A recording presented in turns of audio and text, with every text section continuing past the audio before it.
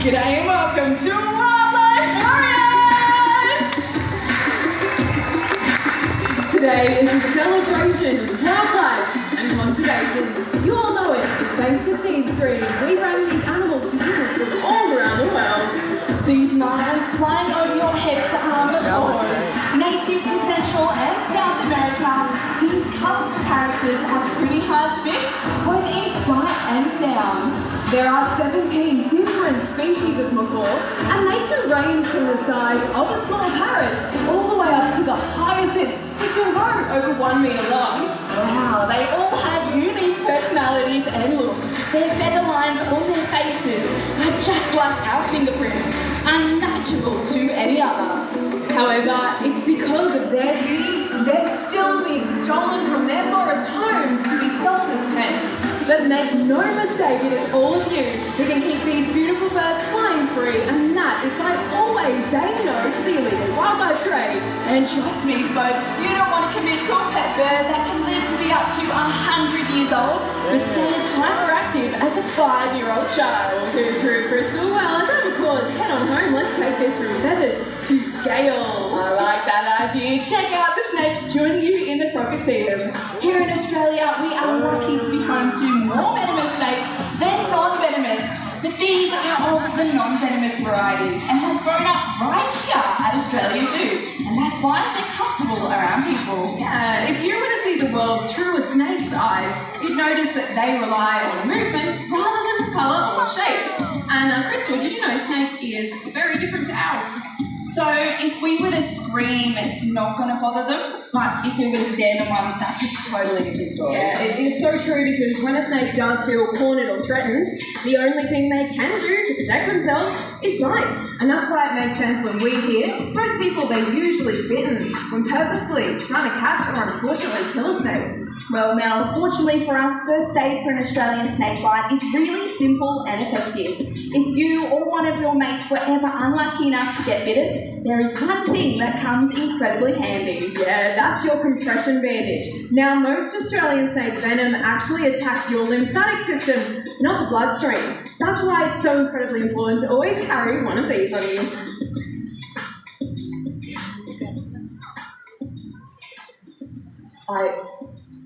Crystal, I'm so sorry. You just talk, I'll go get it. No, it's okay. It's alright, Bella, because I knew you were going to do this. I have a plan B right here. Give it up for Luca, everyone.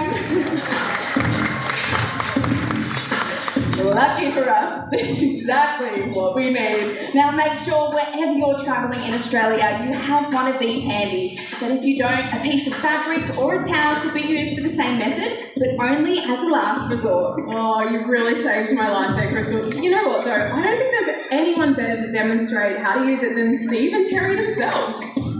Here in Australia, we've got a technique that we use to get bitten by a snake. It's very successful. Right there. I got it! It's the giant rope snake! Highly venomous! But I think, it's bit me! Right on the hand. Right there. Terry!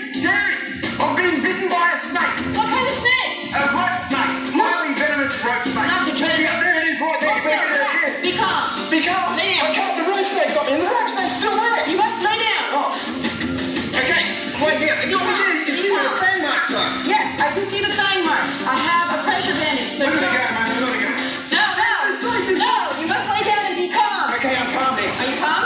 But I might die. No, you won't die if you are calm. I'm putting the pressure bandage on. Okay. Does it kind of hurt because it's really going on tight? Yeah, it's a little bit tight. Okay, don't cry. I'll try hard. Okay, pressure bandage is going on all the way up the limb. Do you know why we put the pressure bandage on? No. Because the venom goes into the lymphatic system. The lymphatic system processes the venom through your whole body. So if we put the pressure bandage on, it keeps the venom in your arm, which is not true. But if it goes through your whole body, then you will be doomed. Not doomed? Yes.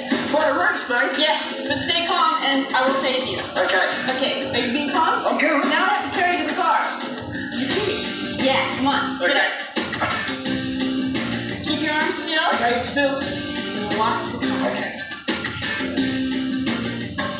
Oh, we are so lucky. lucky to have that footage. That is so good. But I think, in all seriousness, Mel, let's recap those 3 simple steps. Yeah, great idea. So step number 1, keep calm and still. Step number 2, apply your compression bandage. Now, not so tight that you cut off your circulation, just enough pressure you would on a sprained ankle or a wrist.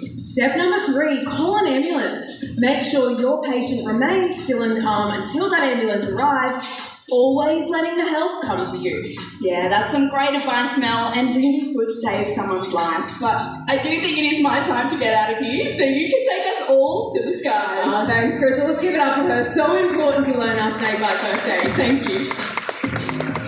Now, here in Australia, we're home to an amazing diversity of bird life. And if you're lucky, you might spot a beautiful whistling kite just like Fletcher.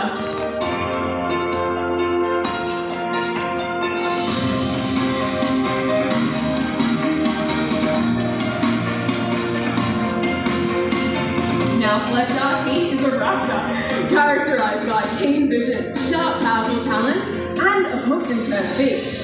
These incredible birds can survive some of the harshest landscapes that Australia has to offer, and are one of the most widespread raptors that we're lucky enough to have call Australia home. Now, these amazing birds are very cheeky in character, and we often call our kites the pirates of the Australian skies.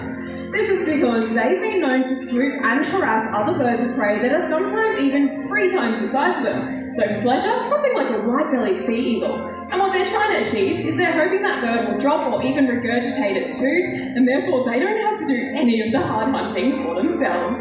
But Fletcher, he's so special to our team here at the zoo. He's actually a rescued bird. Believe it or not, this guy is totally blind in his left eye, and this did mean he was deemed unsuccessful for re-release. But lucky for us, he was chosen to be a part of our free flight crew here at the zoo, where he's now an amazing ambassador for his species. Thank you, Fletcher!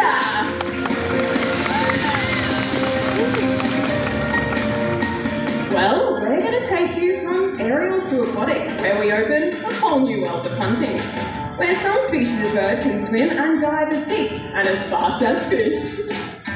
Now that's exactly how cormorants like these two catch their aquatic meals. We've just been joined by Albert and Scuba. Albert, the larger of the two, is a greater cormorant, and Scuba, with that two-tone coloration, she is a little pie cormorant. And as you can see, they're pretty much perfectly designed for life under the water. Now this is because they do lack the water-resistant coating on their feathers that many other birds do have. And while this is great for life in the water, these birds simply cannot take to the skies with those wet feathers. That's why it's so common to see cormorant species lying in the riverbanks of Australia and holding their wings outstretched, just like they're hanging them out to dry. Now, Albert and Scuba, they are 2 of 5 different species of cormorant that call Australia home. So keep your eyes peeled around our waterways. You may be lucky enough to spot a couple of their friends. But from birds that dive beneath the water in search of their prey, to those that wade through the shallows. Our next bird will be making his grand entrance from outside the Crocoseum. These birds, they soar at the highest of altitudes, yet aerial prey is not their choice. They are aquatic predators, well-equipped fishermen who stalk the shorelines in search of a fresh catch. Our stunning locals of the north can have wingspans of up to 2 metres in length and are the only species of stork found right here in Australia. Now this bird is making his journey from his habitat on the other side of the zoo today, and it looks like he is just taking his time, which is totally fine. He's a free flight bird, that means he has free choice. Now I'll let you in on the secret, the bird that's hopefully joining us today is a Jabiru, and his name is Doug. Now I'm being told he's directed his route to us here in the Crocoseum, so ladies and gentlemen, let's hear it for Douglas, our Jabiru! Hi, Dougie! Oh, good job, buddy! I tell you what, it is always worth the wait for that entrance. Now, like I said, Dougie, he's a black-necked stork, or commonly called a Jabiru, and that flight was incredible today, right from the other side of the zoo. It never gets old to see that. These beautiful birds, they actually don't have voice boxes, so when they want to communicate with each other, they'll use the chattering of their beaks and the flapping of their wings. It is quite a cute sight to see. But why don't we check Doug out as he makes his way in his natural habitat, the water. he's going to use those long, skinny legs and that sharp, sword-like beak to really stab out and grab his food. Prey items our jabberoos go after are things like eel, crustacean, fish, but sometimes even juvenile crocodiles. My favourite thing about this species, though, is that they're sexually dimorphic. So what that means is you can look at them and tell the male from the female. With our black-necked storks, we look at the eye colour. Doug has black eyes, that lets us know he's a boy, but your females have quite a contrast in colour. Their eyes are actually a vibrant and almost glowing yellow. And you can actually spot this difference for yourselves today. We do have an amazing pair down at the wetlands named JJ and Juliet. Thank you, Dougie. What a good bird. Thank you. Now, we really love our animals, all of our animals here at the zoo, but there is a reason that we do bring them out here to show you. And that's to hopefully inspire you all to help by doing things like simply binning your rubbish and keeping their waterways and habitats clean and clear of pollution, ensuring their survival for many generations to come. Well, you are a very lucky audience. We're about to be joined by the most interactive bird that we have here in the Crocodile. I know she's really excited to get out here, so I'd love to introduce you all to Micah. Take it away. Thank you, Mel. Hi, everyone. Well, I today brought my mate, Tallow, and she's a gorgeous yellow-tailed black cockatoo. And not only has she been trained to fly from point to point, but Tallow here, she can also fly from person to person.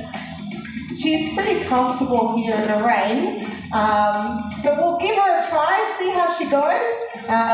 It's a little bit unpredictable flying birds in this weather, but I might pick a volunteer out of this audience to help me out. So with the rain, I might go on this side because it's a favourite side. Gentlemen, should I here? You want to stand up for me? Awesome. You can stay where you are. All you need to do for me, grab on your let them pull me a $5 note. A $5 note. $5. Now what? And we do really need a $5 note because Tallow, she doesn't know this person and she knows how to fly to a very common object, and we chose $5. You have one? We'll take 10, 20.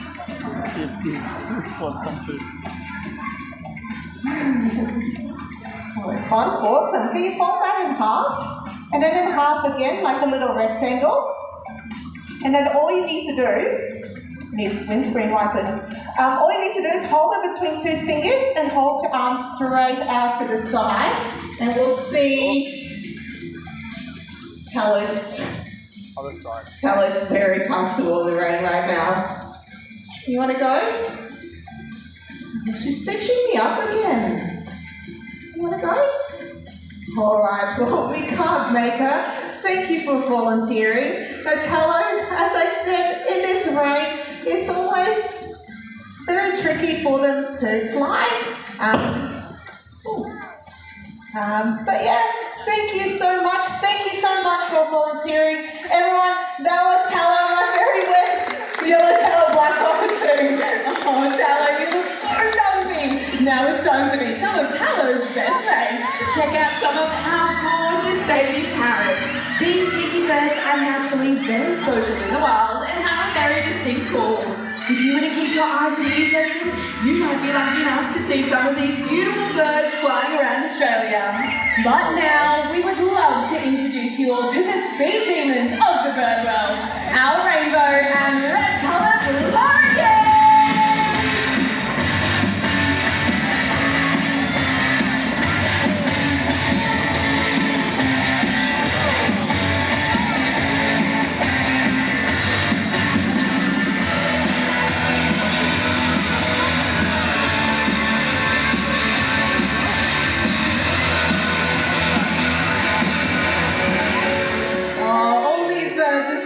Interested in flight and truly a breathtaking part of Australia's diverse landscapes. Our red-tails, yellow-tails and gallards are a part of one of the most iconic and recognisable species of bird here in Australia, the cockatoo. But all of our birds, they do rely heavily on the bush for their food and shelter. So just remember, no bush means no birds.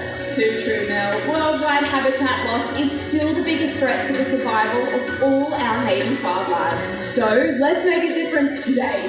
Whoever you are, wherever you live, grow a native plant in your backyard, and sooner or later you'll have amazing native wildlife living at your place. Well, please put your hands together for Mel, Micah, and Tallow, and our amazing Australian Zoo Food Flyers. Well, Mel, I think that leaves us one thing left to do. let's do it.